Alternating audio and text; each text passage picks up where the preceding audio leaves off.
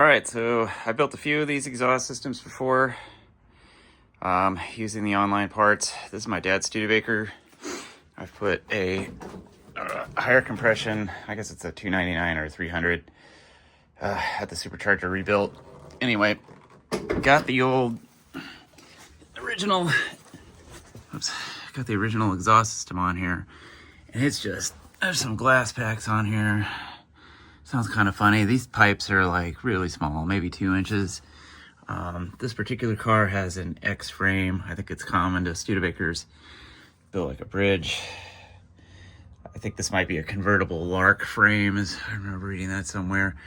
Anyway, so I made some headers for it, and I just kind of adapted the 2.5 inch pipes onto whatever this is, just to get the car out of here and do the next thing. So today or this weekend, I'm going to take this on. Thanksgiving weekend 2025.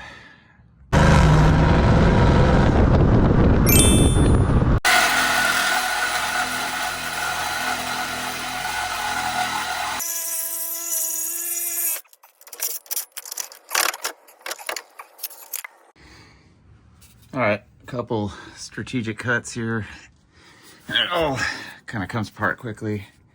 Fresh blade on the Sawzall. That glass back out of the way, you can kind of see this frame a little better. This thing's pretty wild. Well, build them like they used to. Anyway, yeah, it's the Studebaker X frame.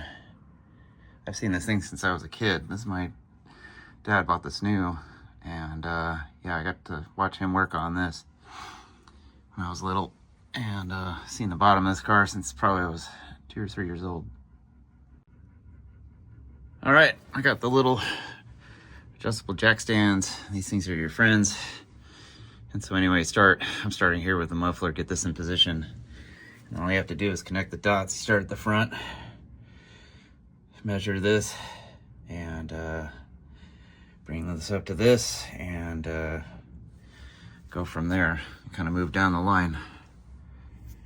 It's also important to make sure that you stop in places. I'm gonna have to use clamps because this thing's so complicated. I'm gonna need probably at least 3 pieces to it, maybe 2, and be able to unclamp it into areas and then pull it back out and then do all the finish welding outside and then reinstall it in the car with the clamps. That's kind of the trick on how to do these things. This is the part number of the turbo muffler I'm gonna use. It does seem to fit pretty well. That's just for your reference. If you do happen to have one of these cars, you're going to do the same thing I'm doing. Not sure if I talked about this one. This is mild steel, not stainless, but they call this a J-pipe. A lot of possibilities here. Cutting different radiuses on the end, or just a straight 90, or even a segment of a 90. All right. So I've got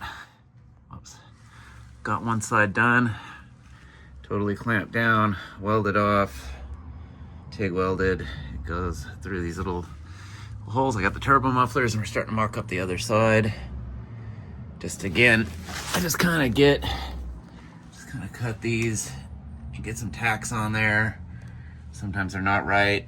You don't want to weld them off right away, and get them right. Like this one, I think I'm gonna have to pie cut and have it go up a little there, and then I'll down a little bit over here.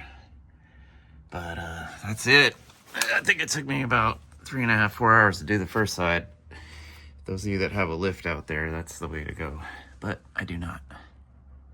All right, so I just had to make an adjustment on that and try to line up the old Sharpie marks. So when under the car, you can just use a Sharpie and kind of hold it with one hand and those adjustable jacks with the other, and make these lines. You can just line them up outside, and you can do some welds up on a table here.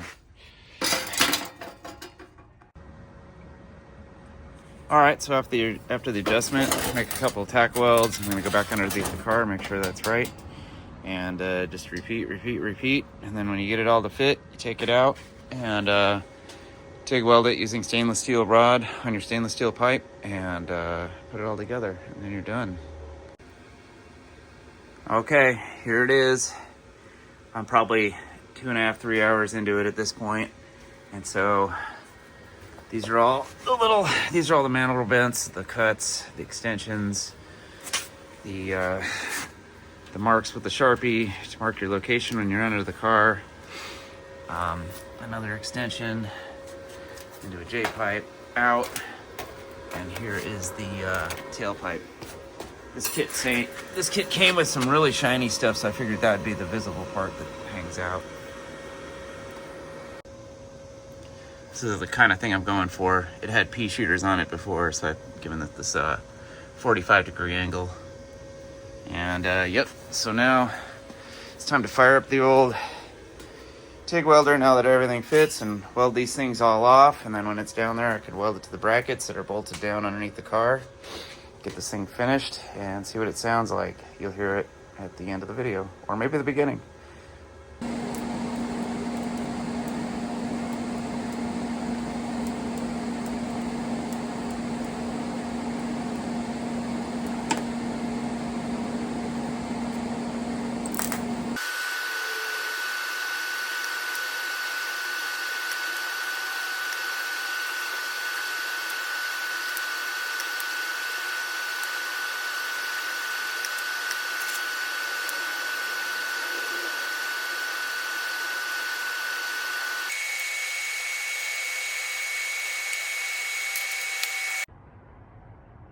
All right, here it is. About to put it down on the ground. See what this thing sounds like. This is took me a little bit longer, but it is a, let's see if I can get an angle here. It is a complicated system. It's an X-frame. These things have to go through little frame rails and these tiny little oval holes. So it's kind of tricky. This thing had glass packs. Not common to see turbo mufflers on this, but it's all here. So I'll see what this thing sounds like, get it down on the street.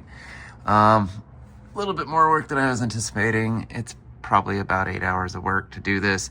If you have a Nova or a Camaro or something, or Chevelle, you don't have to do all these crazy bends. So it's probably half the time, but anyway, let's see what it sounds like.